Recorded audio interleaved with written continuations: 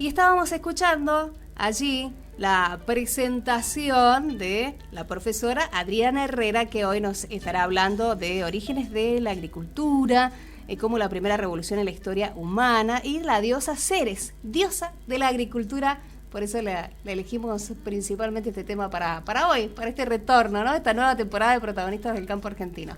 Así que bueno, adelante, Adri, acá te escuchamos. Arrancamos entonces. Sí, nos pareció interesante en este primer programa referirnos a los orígenes de la agricultura. Si consideramos que vamos a hacer un viajecito rápido en el tiempo, que en la prehistoria, en la división tradicional que tiene, que en términos históricos es una convención, el periodo paleolítico duró 2,5 millones de años. Durante ese vasto tiempo, esa inconmensurable cantidad de tiempo, la subsistencia de la humanidad estaba asegurada solo por la caza, la pesca y la recolección de frutos, nada más. Y recién hace 10.000 años, en el periodo neolítico, en la Piedra Nueva, se produjo lo que en historia llamamos la primera revolución, la invención de la agricultura, que cambió radicalmente la historia y la evolución de la humanidad, porque si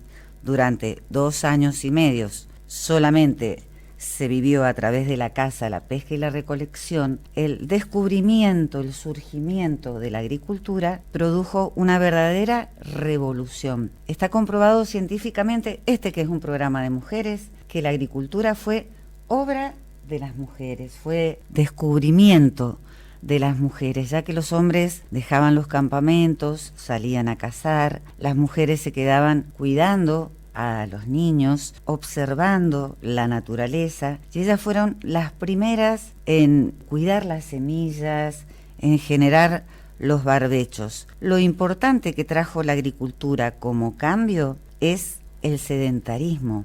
Las poblaciones dejaron de ser nómades. Todos los que trabajan en el campo saben que el trabajo de la tierra necesita un tiempo de espera, de preparación de la tierra, de siembra, de cosecha. Y esto también trajo aparejado algo que hasta el momento no existía, que es una economía de producción.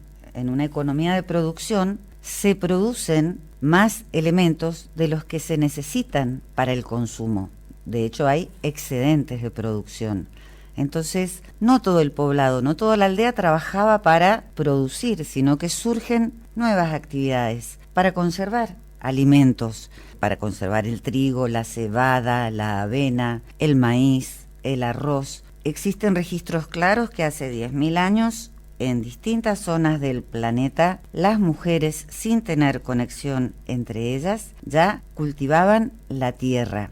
Y eran las que tenían a cargo estas tareas en el Medio Oriente, en China, en Centroamérica, en Nueva Guinea. Reitero un poquitito, esto de la vida sedentaria y del surgimiento de nuevas actividades trajo, por supuesto, desarrollos tecnológicos en temas hidráulicos, trajo división del trabajo. Había labradores, cesteros, alfareros. También trajo jerarquización social. ¿Por qué? Porque la tierra pasa a ser un bien, un valor, y lamentablemente también va a traer guerras por el tema de acceder a los recursos de la tierra y recursos tan importantes como el agua. Entonces aparece la diferenciación social que sigue hasta el día de hoy y jerarquías sociales bien marcadas, bien definidas. Por eso es que en historia hablamos de cambios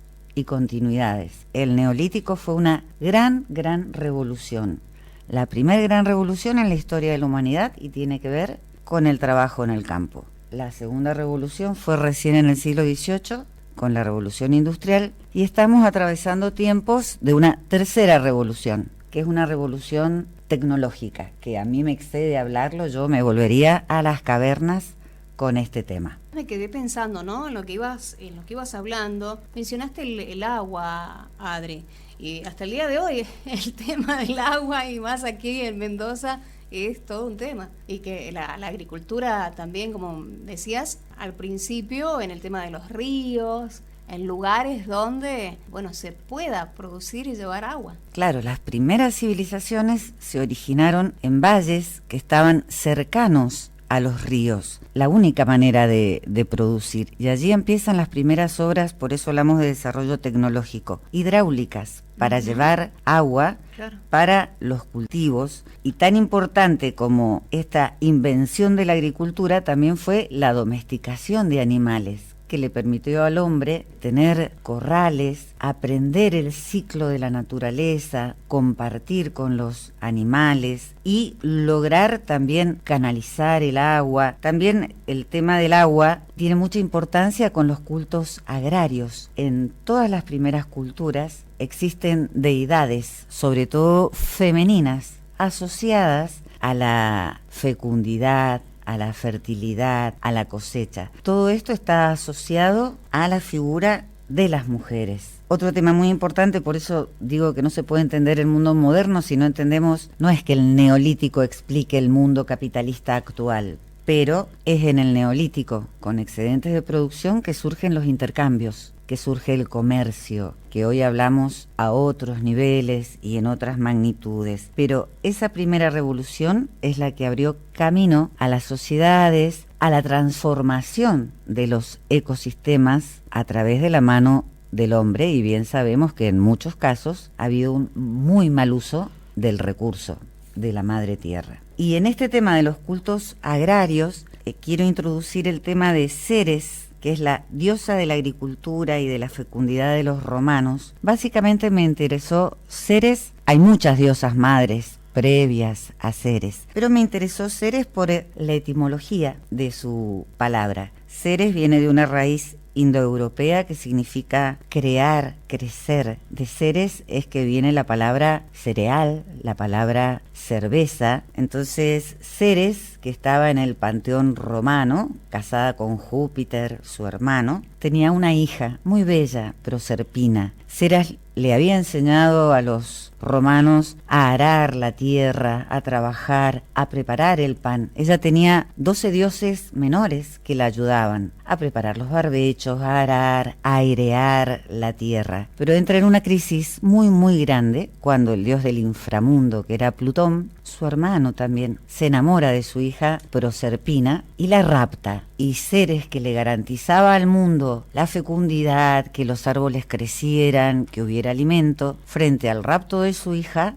entra en una gran depresión, la busca durante 9 días y 9 noches por todas las regiones. En los mitos hay mucho de imaginación, y el mito tiene la característica de ser colectivo, hay distintas versiones. Entonces ella asola la tierra, se convierte prácticamente en un desierto el mundo ante el rapto de Proserpina, que vivía con Plutón en los infiernos. Entonces finalmente es Júpiter, el máximo dios del panteón romano, convence a Hades para llegar a un acuerdo, y es que Proserpina esté durante 6 meses, la primavera y el verano, viviendo junto a Ceres, y otros 6 meses continúe con él en el inframundo. De algún modo, los mitos, las religiones, las filosofías, la ciencia, incluso cada uno desde su nivel, son intentos de explicarnos el mundo, los fenómenos de la naturaleza y todo lo que concierne a la humanidad. Pero hoy nos interesó Ceres.